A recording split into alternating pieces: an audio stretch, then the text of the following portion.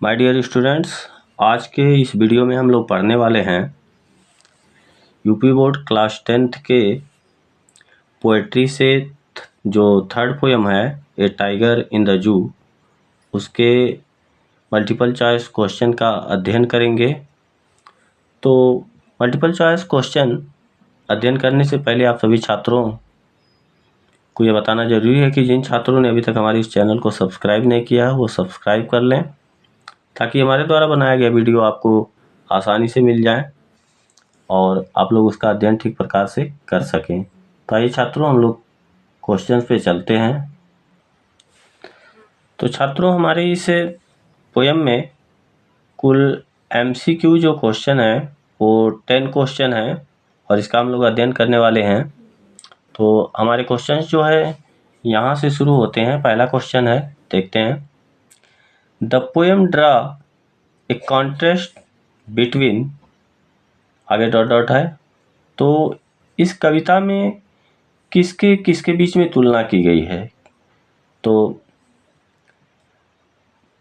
इसको बताने से पहले मैं आप लोग को बता दूं कि इस पोयम का जो हिंदी एक्सप्लेनेशन है मैंने बहुत पहले ही आपके इस चैनल पर अपलोड कर दिया गया है, तो आप लोग इसका अध्ययन कर सकते हैं। यदि आपने इसका अध्ययन किया है तो बहुत अच्छे ढंग से आप इसका जो सही ऑप्शन ढूंढ सकते हैं। फिर भी मैं आपको इसमें बता रहा हूँ। देखिए, इस पोयम में पोएट ने एक जंगल में रहने वाले शेर बाघ की तुलना की है और जो पिंजड़े के अंदर कैद है, चिड़ियाघर में पिंजड़े के अंदर कैद है, उसकी तुलना की है। तो यहाँ पे देखिए कौन सा ऑप्शन है।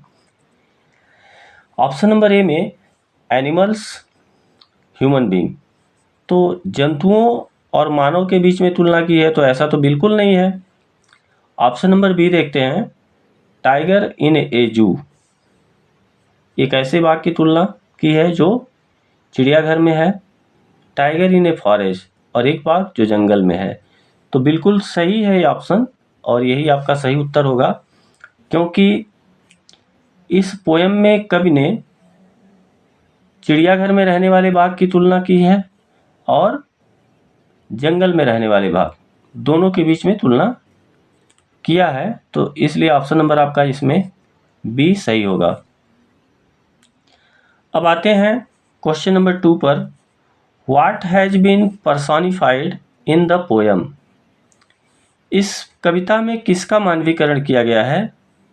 तो इस कविता में ऑप्शन नंबर देखिए, ए टाइगर का, दूसरा फॉरेस्ट जंगल का, तीसरा जू का और चौथा ऑल ऑफ द एबव।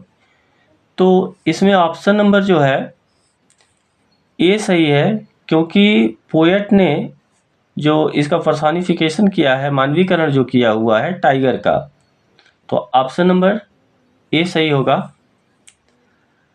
अब छात्रों क्वेश्चन नंबर 3 देखते हैं। Name the poetic device use in the line in his quiet rage, तो पोएटिक डिवाइस में जो फिगर ऑफ स्पीच से लिया गया है, इसमें देखिए जो लाइन है इन हिज क्वाइट रेज, अपने शांत क्रोध में, शांत और क्रोध, यानी कि अगर शांत है तो क्रोधित कैसे है, अगर क्रोधित है तो शांत कैसे है। यहाँ पर एक दूसरे में विरोधाभास आ रहा है। तो विरोधाभास आपका जो फिगर ऑफ स्पीच होता है उसमें ऑक्सीमोरान होता है। तो ऑप्शन नंबर आपका सी सही है, क्योंकि विरोधाभास ऑक्सीमोरान जो होता है उसका अर्थ होता है विरोधाभास। ये फिगर ऑफ स्पीच से है, तो आपका ऑप्शन नंबर सी सही होगा, ऑक्सीमोरान, जिसका अर्थ होता है विरोधाभास। तो यही सी नंबर ऑप्शन आपका सही होगा। नेक्स्ट है 4 number question. Name the poetic device use in the line on pad of velvet quite, यह भी क्वेश्चन आपका फिगर ऑफ स्पीच से लिया गया है। इसमें जो पंक्ति दी गई है देखिए, on pads of velvet quite, अर्थात जो टाइगर के पैड्स हैं, आपने देखा होगा बिल्ली, कुत्ते, इन सब का जो पैड्स होता है, पैर का तलवा, वो गद्दीदार होता है और उसके गद्दीदार पैरों की तुलना किससे किया गया? वेलवेट क्वाइट, जो मखमली होते हैं, मखमल की तरह शांत होते हैं। तो यहाँ पर जो है आपका रूपक अलंकार जारी होता है। तो मेटाफर जो होता है, मेटाफर मीन्स जो होता है रूपक, अर्थात ऑप्शन नंबर आपका सी सही है। यहाँ पर रूपक अलंकार लागू होता है, तो ऑप्शन नंबर सी मेटाफर सही है आपका। अब छात्रों हम लोग आते हैं क्वेश्चन नंबर 5 पर। क्वेश्चन नंबर 5 में क्या है, why should he be lurking in shadow, why should he be lurking in shadow. तो छात्रों यहाँ पर पूछ रहा है कि why should he be lurking in shadow. He मतलब यहाँ पर ये जो टाइगर फॉरेस्ट में रहता है उसकी बात कर रहा है पोएट। तो पूछ रहा है why should he be lurking in shadow, shadow means छाँव। तो वह छाँव में घात क्यों लगा रहा होगा। लर्किंग मीन्स होता है घात लगाना, किस लिए घात लगा रहा होगा, out of fear, out of eager, to catch the deer, both A and B. तो घासों के बीच जो घासें हैं, घासों की छाँव में वह घात क्यों लगा रहा होगा, टू कैच द डियर, हिरन को पकड़ने के लिए। बाघ क्यों घात लगा रहा होगा, घात लगा करके क्यों बैठता है, डियर को पकड़ने के लिए, अपने शिकार को पकड़ने के लिए। अर्थात यहाँ पर ऑप्शन नंबर सी आपका सही होगा, टू कैच द डियर। उसके बाद आपका नेक्स्ट क्वेश्चन है, नेक्स्ट क्वेश्चन है what describes tiger in a cell. Tiger in a cell, तो किस चीज़ का वर्णन करता है टाइगर इन ए सेल, अर्थात जो बाघ जेल में है, सलाखों के पीछे है, वो क्या वर्णन करता है, locked in concrete cell. Option number A में देखिए लिखा हुआ है लॉक्ड इन कंक्रीट सेल, जो कंक्रीट की दीवारों में कैद है। दूसरा, स्नैलिंग अराउंड ऑफ हाउसेस, जो घरों के आसपास क्या कर रहा होगा, स्नैलिंग गुर्रा रहा होगा। शैडो, लॉन्ग ग्रास या छांव या लंबी घासों का वर्णन कर रहा है। बेयरिंग हिज वाइट फैंग्स, अपने सफ़ेद दांतों को दिखा रहा है। तो जो टाइगर इन ए सेल, वह बाघ जो जेल के अंदर सलाखों के अंदर कैद है, तो वो किसका वर्णन कर रहा है, वह जो है लॉक्ड इन कंक्रीट सेल। इससे क्या पता चलता है कि वह बाघ कंक्रीट की दीवारों के बीच कैद है। तो ऑप्शन नंबर ए आपका सही होगा। नेक्स्ट है छात्रों, थोड़ी सी आपको दिक्कत हो सकती है।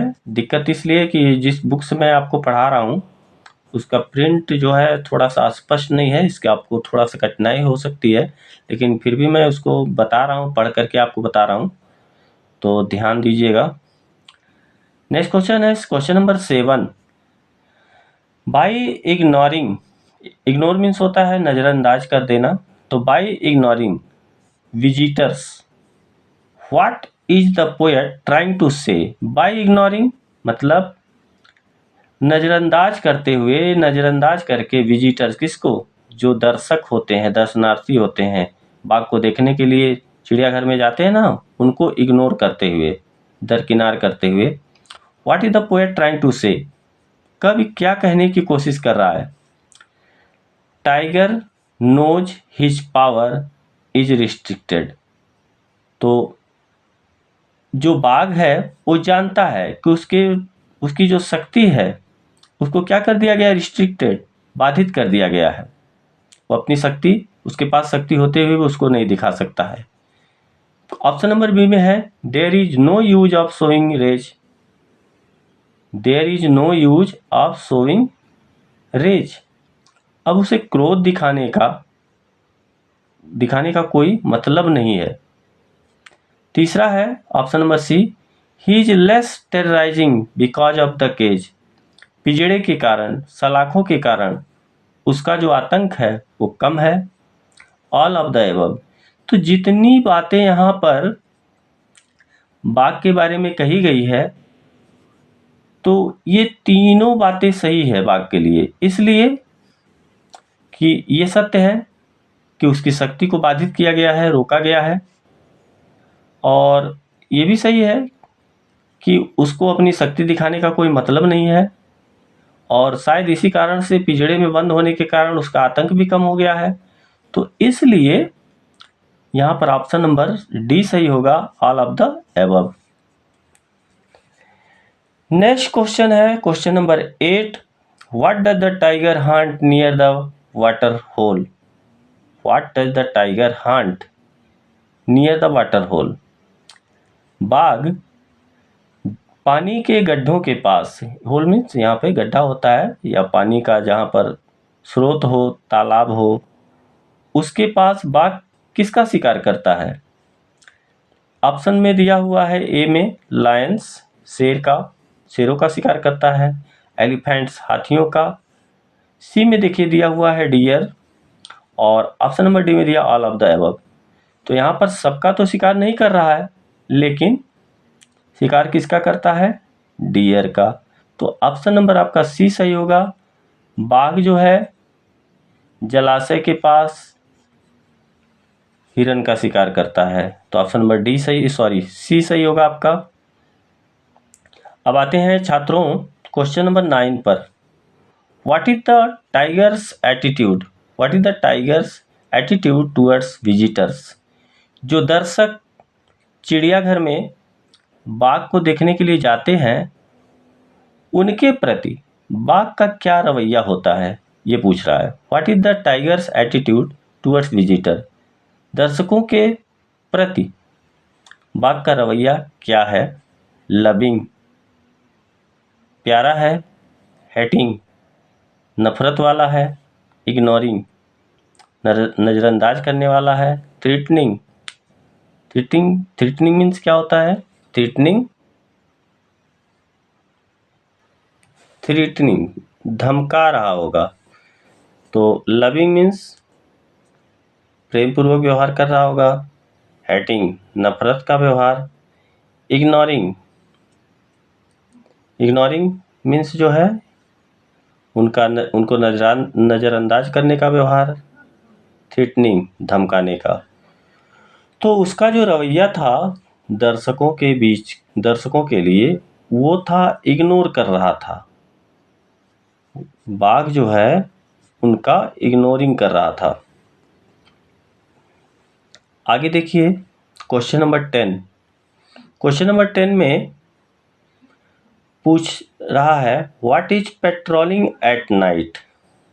रात में क्या गश्त लगा रहा है? तो रात में जो गश्त लगा रहा था, ऑप्शन नंबर ए में दिया हुआ है कारें गश्त लगा रही थी, टाइगर्स बाघ गश्त लगा रहे थे, उसके बाद सी में दिया हुआ है डियर गश्त लगा रहे थे, ऑल ऑफ द एबव। तो इसमें जो गश्त लगाने का काम था वो कार जो है रात में चिड़ियाघर का गश्त लगा रहा था। तो ऑप्शन नंबर आपका सी सही होता है। तो छात्रों यहीं पर हमारा वीडियो समाप्त होता है। तो जिन छात्रों ने अभी तक हमारे इस चैनल को सब्सक्राइब नहीं किया है वो सब्सक्राइब कर लें, और कमेंट बॉक्स में अपना कमेंट ज़रूर लिखें।